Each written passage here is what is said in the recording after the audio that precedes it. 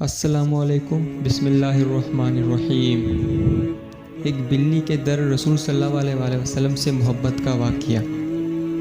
ایک بہت بڑے بزرگ انتقال کر گئے ہیں، جناب سید منظور احمد شاہ صاحب۔ انہوں نے ایک کتاب لکھی تھی مدینۃ الرسول۔ اس میں حضرت لکھتے ہیں، میں ایک بار حج کرنے کے لیے آیا تو پاکستان سے ایک سیاسی بندہ بھی حج کرنے کے لیے آیا ہوا تھا، تو ہم ایک ہی کمرے میں ٹھہرے ہوئے تھے۔ شاہ صاحب لکھتے ہیں کہ ہم نے دروازہ کھولا تو ایک بلی اندر آ گئی، تو ہم نے بڑی محنت کی، محبت کی کہ یہ شہر رسول اللہ صلی اللہ علیہ وسلم کی بلی ہے۔ کہتے ہیں کہ اس وقت روٹی تھی، ہم نے پیش کی تو اس نے بھی قبول کر لی۔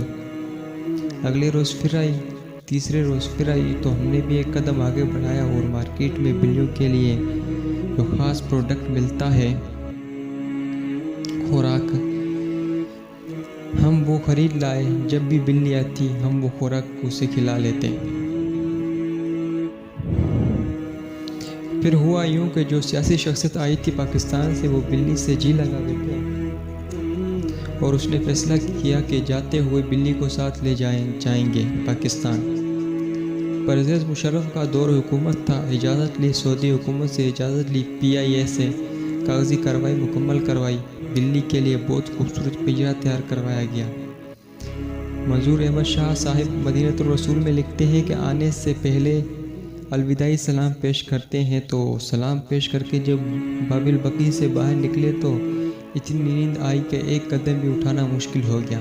وہاں بیٹھے بیٹھے سو گئے، آنکھیں بند ہوئی تو اندر کی آنکھ کھل گئی۔ سبحان اللہ!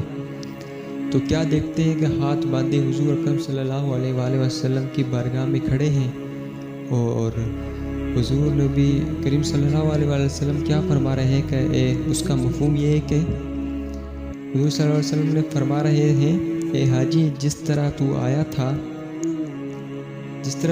تھا نا، اللہ تجھے بھی لے جائے۔ ایک کام کرنا، میری بلی نہ لے جانا۔ اور وہ شخص خواب میں ہی عرض کرتا ہے، یا رسول اللہ صلی اللہ علیہ وسلم، مجھے اجازت دے، میں بلی ساتھ لے جاؤں۔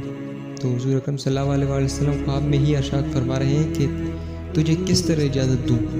3 راتیں گزر گئی، بلی ساری رات باہر بیٹھی روتی رہتی ہے اور ساتھ عرض کرتی ہے، اے رسول کریم صلی اللہ علیہ وسلم، بچا لے مجھے، مدینہ چھوٹ رہا ہے، میں آپ کا مدینہ چھوڑ کر، آپ کا در چھوڑ کر نہیں جانا چاہتی۔